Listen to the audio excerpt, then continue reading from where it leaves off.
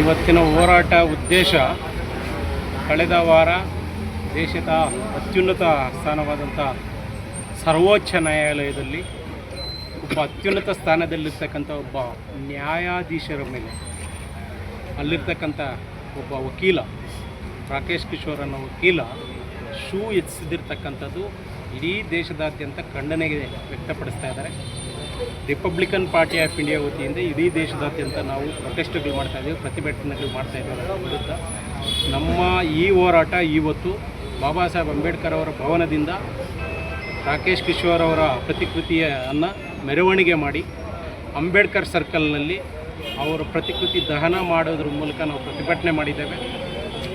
ನಮ್ಮ ಈ ಪ್ರತಿಭಟನೆಯ ಉದ್ದೇಶ ಒಂದೇ, ಯಾರೇ ಆಗಲಿ ಸಂವಿಧಾನಕ್ಕಾಗಲಿ ದೇಶಕ್ಕಾಗಲಿ ಜನಕ್ಕಾಗಲಿ ತೊಂದರೆ ಕೊಡುವವರು ಹಾಗೂ ಸಂವಿಧಾನದ ವಿರುದ್ಧ, ಕಾನೂನು ವಿರುದ್ಧ, ಕಾರ್ಯಾಂಗದ ವಿರುದ್ಧ, ನ್ಯಾಯಾಂಗದ ವಿರುದ್ಧ ಯಾರೇ ಧ್ವನಿ ಎತ್ತಿದ್ರೂ ಸಹ ಅವ್ರ ವಿರುದ್ಧ ಧ್ವನಿ ಎತ್ತೋದಕ್ಕೆ ರಿಪಬ್ಲಿಕನ್ ಪಾರ್ಟಿ ಆಫ್ ಇಂಡಿಯಾ ಯಾವತ್ತೂ ರೆಡಿ ಇರುತ್ತೆ.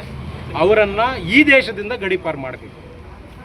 ಸಣ್ಣ ಹುಡುಗ ಅಲ್ಲ, ಆತ ಭಾಳ ಬುದ್ಧಿವಂತನಾಗಿ ಶೂ ಎಸೆದಿದ ತಕ್ಷಣವೇ ಸನಾತನ ಧರ್ಮ ಮತ್ತು ಹಿಂದೂ ಧರ್ಮ ಅಂತ ಮಾತಾಡ್ತಾ ಇದ್ದಾರೆ. ನನಗೆ ಗೊತ್ತಿದ್ದ ಮಟ್ಟಿಗೆ ನಾನು ಭಾಳ ಪರಿಶೀಲನೆ ಮಾಡಿದೆ. ಎಲ್ಲೂ ಸಹ ಸನಾತನ ಧರ್ಮದ ಪರವಾಗಿ, ಹಿಂದೂ ಧರ್ಮದ ಪರವಾಗಿ ಆತ ಹೋರಾಟ ಮಾಡಿದ್ದು ದೇಶದಲ್ಲಿ ಎಲ್ಲೂ ನಾನು ನೋಡಿಲ್ಲ, ಎಲ್ಲೂ ದಾಖಲಾಗೂ ಇಲ್ಲ. ಅವರಿಗೆ ರಕ್ಷಣೆಗೆ ಮಾತ್ರ ಸನಾತನ ಧರ್ಮ ಮತ್ತು ಹಿಂದೂ ಧರ್ಮ ಅಂತ ಹೇಳ್ಕೊಂಡು ಎಲ್ಲರೂ ನಂಗೆ ಸಪೋರ್ಟ್ ಮಾಡ್ತಾರೆ ಅಂತ ಹೇಳ್ತಾ ಇದ್ದಾರೆ. ಅವ್ರಿಗೆ ಸಪೋರ್ಟಿವ್ ಆಗಿ ಭಾಳಷ್ಟು ಜನ ಮಾತಾಡ್ತಾ ಇದ್ದಾರೆ. ಅವರೆಲ್ಲರೂ ಸಹ ಸಂವಿಧಾನ ದ್ರೋಹಿಗಳಾಗೋಗ್ತಾರೆ.